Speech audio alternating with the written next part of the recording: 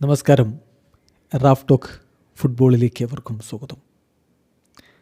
വെറും 4033 square kilometres മാത്രമാണ് ആ രാജ്യത്തിൻ്റെ വിസ്തൃതി. 5 ലക്ഷം ആളുകൾ മാത്രമാണ് അവിടെ ജീവിക്കുന്നത്. പോപ്പുലേഷൻ 5 ലക്ഷം മാത്രമാണ്. ആ രാജ്യം ഇന്ന് കളിക്കാനിറങ്ങുന്നു. ആ കളി വിജയിച്ചാൽ അവർക്ക് 2026 വേൾഡ് കപ്പിന് യോഗ്യത കിട്ടും. ഒരു 5 ലക്ഷം മാത്രം ജനങ്ങളുള്ള രാജ്യമാണ്. അപ്പോൾ പറഞ്ഞു വരുന്നത് കേപ്പ് വെർദെ ഐലൻഡിനെ കുറിച്ചാണ്. ഇന്ന് എസ്വാറ്റിനിക്കെതിരെ രാത്രി ഇന്ത്യൻ സമയം 9:30 അവർ കളിക്കാനിറങ്ങുമ്പോൾ ഈ ഒറ്റ മത്സരം ജയിച്ചാൽ മതി, അവർക്ക് വേൾഡ് കപ്പിന് യോഗ്യത നേടാൻ പറ്റും. ആഫ്രിക്കൻ മേഖല വേൾഡ് കപ്പ് ക്വാളിഫയറിൻ്റെ ഗ്രൂപ്പ് ഡിയിൽ കളിച്ച 9 കളികളിൽ നിന്ന് 6 വിജയം, 2 സമനില, ഒരേ ഒരു തോൽവി, 20 പോയിൻറ്റോടെ അവർ നിൽക്കുകയാണ് ഒന്നാം സ്ഥാനത്ത്. ഗ്രൂപ്പ് ഡിയിൽ ഒന്നാം സ്ഥാനത്ത്. വമ്പൻ ടീമുകൾ അവിടെയുണ്ട്. കാമറൂണും ലിബിയയും ഉള്ള ഗ്രൂപ്പാണ്. കാമറൂൺ രണ്ടാമതാണ്, 9 കളി 18 പോയിൻറ്റേ ഉള്ളൂ. ലിബിയ മൂന്നാമതാണ്, 9 കളി 15 പോയിൻറ്റ്. പിന്നെ അങ്കോള, മൗറീഷ്യസ്, എസ്വാറ്റിനി ടീമുകളാണ്. അപ്പോൾ ഇന്നത്തെ കളി എസ്വാറ്റിനിക്കെതിരെ. എസ്വാറ്റിനി ഒറ്റ കളിയും ജയിച്ചിട്ടില്ല. ഗ്രൂപ്പിൽ ഏറ്റവും അവസാനം നിൽക്കുന്ന ടീമാണ്. അപ്പോൾ ആ ടീമിനെതിരെ നിലവിലെ ഫോമിൻ്റെ അടിസ്ഥാനത്തിൽ കേപ്പ് വെർദെ ഐലൻഡ് അനായാസം വിജയിച്ച് കയറേണ്ടതാണ്. അപ്പോൾ അതൊരു വല്ലാത്ത നേട്ടമായിരിക്കും. ഫിഫ വേൾഡ് കപ്പിൻ്റെ ചരിത്രത്തിൽ യോഗ്യത ഉറപ്പിക്കുന്ന പോപ്പുലേഷൻ ഏറ്റവും കുറഞ്ഞ 2ാമത്തെ രാജ്യം എന്ന ഒരു റെക്കോർഡിലേക്കാണ് അവർ അടുത്തുകൊണ്ടിരിക്കുന്നത്. തീർച്ചയായിട്ടും എങ്ങനെ ഇത് സാധിച്ചു, അതൊരു വലിയ ചോദ്യമാണ്. വളരെ കുറഞ്ഞ ആളുകൾ മാത്രമുള്ള ഒരു രാജ്യം വേൾഡ് കപ്പിന് യോഗ്യത നേടുക, ഇതെങ്ങനെ സാധിക്കുന്നു? അത് തീർച്ചയായിട്ടും ഇപ്പോൾ 140 കോടിക്ക് മുകളിൽ ജനസംഖ്യയുള്ള നമ്മുടെ രാജ്യത്തിന് ഇന്ന് വരെ വേൾഡ് കപ്പിനൊരു യോഗ്യത കിട്ടിയിട്ടില്ല. അപ്പോൾ കേപ്പ് വെർദെ എങ്ങനെയാണിത് സാധിച്ചെടുക്കുന്നത് എന്നുള്ളത് നമ്മളും ശരിക്കും പഠിക്കേണ്ട ഒരു കാര്യം തന്നെയാണ്. 1975 അവർക്ക് ഇൻഡിപെൻഡൻസ് ലഭിക്കുന്നത്.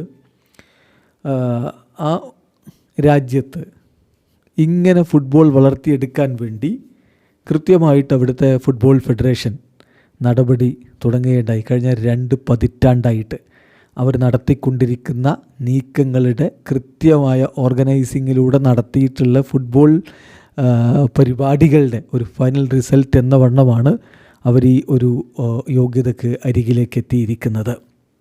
അപ്പോൾ നോക്കുക, 2021 സെൻസസ് അനുസരിച്ച് 5,05,044 പേരാണ് അവിടെ ഉള്ളത്. ഇപ്പോൾ ഏറ്റവും പുതിയ കണക്കുകൾ ഇനി വരാനിരിക്കുന്നേ ഉള്ളൂ. എങ്കിലും ലഭ്യമാകുന്ന വിവരപ്രകാരം ഒരു 5.5 ലക്ഷം ആളുകളൊക്കെ മാത്രമേ അവിടെ ഉള്ളൂ. അപ്പോൾ കേപ്പ് വെർദയിൽ നിന്നുള്ള കുറേ ആളുകൾ, അല്ലെങ്കിൽ കേപ്പ് വെർദെ വംശീയരായിട്ടുള്ള കുറേ ആളുകൾ ലോകത്തിൻ്റെ വിവിധ ഏരിയകളിലുണ്ട്. ഏതാണ്ട് 1.5 മില്യൺ ആളുകളുണ്ട് എന്നുള്ള റിപ്പോർട്ടുകൾ കൂടി ഇതിനോട് നമ്മൾ ചേർത്ത് വായിക്കണം. Portugal, Netherlands, France, Italy, USA തുടങ്ങിയ ഇടങ്ങളിലാണ് ആ ജനങ്ങളുള്ളത്.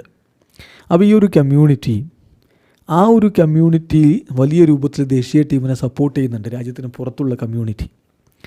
മാത്രമല്ല, എബ്രോഡിലുള്ള കേപ്പ് വെർദൻ വംശജരായിട്ടുള്ള ആളുകളെ കൂടി ഉൾപ്പെടുത്തിയിട്ടാണ് അവരുടെ ടീം ഉണ്ടാക്കുന്നത്. നമ്മൾ പറയാറില്ല, ഓവർസീസ് പ്ലെയേഴ്സ് ഇന്ത്യൻ ടീമിൽ കളിക്കണം എന്ന തരത്തിലുള്ള ചർച്ചകളൊക്കെ ഒരു ഭാഗത്ത് വരാറുണ്ട്. OCI കാർഡുള്ളവരൊക്കെ കളിക്കണം എന്നൊക്കെ പറഞ്ഞുകൊണ്ട്. അപ്പോൾ അത് അവർ നടപ്പാക്കുന്നു എന്നുള്ളതാണ്. FCF, അതായത് കേപ്പ് വെർദൻ ഫുട്ബോൾ ഫെഡറേഷൻ 2000 മുതൽ ഇത്തരത്തിലുള്ള നടപടികളിലേക്ക് കടന്നു. അതൊരു സ്ട്രാറ്റജിക്കലായിട്ടുള്ള മാറ്റമായിരുന്നു. അതായത് പുറത്തുള്ള ഈ രാജ്യത്തിൻ്റെ, അതായത് ഇവിടുത്തെ വംശജരായിട്ടുള്ള ആളുകളെ കൂടി ഉൾപ്പെടുത്തിക്കൊണ്ട് സ്ക്വാഡ് ഉണ്ടാക്കുക. ഇപ്പോൾ കറണ്ട് സ്ക്വാഡിൽ 25 അംഗ സ്ക്വാഡിൽ 14 പേരും പുറത്തു നിന്നുള്ളവരാണെന്ന് ശ്രദ്ധിക്കണം. അതായത് കേപ്പ് വെർദൻ വംശജരായിട്ട് മറ്റു രാജ്യങ്ങളിലുള്ളവരാണ്. അപ്പോൾ അതിൽ തന്നെ യൂറോപ്പിലെ വമ്പൻ ടീമുകളിലൂടെ വളർന്നു വന്നവരൊക്കെയുണ്ട്. ഇപ്പോൾ പോർച്ചുഗലിനൊപ്പം റിയോ ഒളിമ്പിക്സിൽ 2016 റിയോ ഒളിമ്പിക്സിൽ പോർച്ചുഗലിന് വേണ്ടി കളിച്ചിട്ടുള്ള ആളാണ് ബ്രൂണോ വരേല. അദ്ദേഹമാണിപ്പോൾ കേപ്പ് വെർദെ ടീമിൻ്റെ ഗോൾ കീപ്പർ.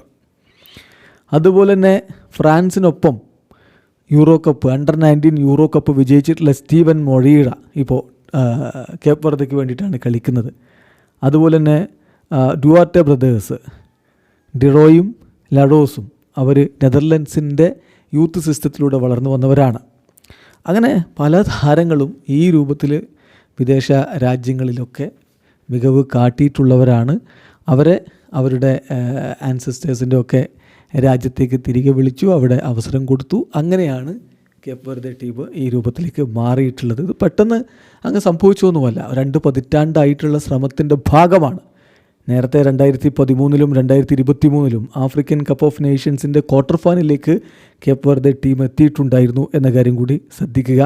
ഏതായാലും ഈ ഒരു നീക്കം ഇതാ വേൾഡ് കപ്പിന് തൊട്ടരികിലേക്ക് അവരെ കൊണ്ടുപോയിരിക്കുകയാണ്. ഇന്നത്തെ മത്സരം അവർ വിജയിക്കുകയാണെങ്കിൽ അവർക്ക് നേരിട്ട് വേൾഡ് കപ്പിന് യോഗ്യത കിട്ടും. അതല്ല ഇന്ന് സമനിലയോ തോൽവിയോ ഒക്കെ പിണഞ്ഞാൽ പോലും മറ്റ് ടീമുകളുടെ റിസൾട്ട് കൂടി നോക്കിയിട്ട് അവർക്ക് മുന്നോട്ട് പോകാനുള്ള സാധ്യത സ്റ്റിൽ അവിടെ തുറന്ന് കിടക്കപ്പെടും. ഏതായാലും ഒരു ഐലൻഡ് കൺട്രി, വളരെ കുറഞ്ഞ ജനങ്ങൾ മാത്രമുള്ളൊരു രാജ്യം, ആ രാജ്യത്ത് നിന്നുള്ളൊരു ടീമാണ് വേൾഡ് കപ്പിലേക്ക് അടുക്കുന്നത്. ഇനി ഒരു കാര്യം കൂടി പറയട്ടെ, ഇവർ കേപ്പ് വെർദൻ വംശജരായ വിദേശ താരങ്ങളെ കൂടി അല്ലെങ്കിൽ മറ്റു രാജ്യങ്ങളിൽ നിന്നുള്ള താരങ്ങളെ കൂടി അവരുടെ ടീമിൽ എടുക്കുന്നു എന്ന് പറഞ്ഞല്ലോ. അത് ഫിഫയുടെ റൂൾ അനുസരിച്ച് തന്നെ ചെയ്യുന്നതാണ്. അങ്ങനെ ഏത് ടീമിന് വേണമെങ്കിലും ചെയ്യാവുന്നതാണ്. സാക്ഷാൽ ക്രിസ്ത്യാനോ റൊണാൾഡോയെ വരെ വേണമെങ്കിൽ കേപ്പ് വെർദെക്ക് അവർക്ക് കളിപ്പിക്കാമായിരുന്നു എന്നുള്ളതാണ്.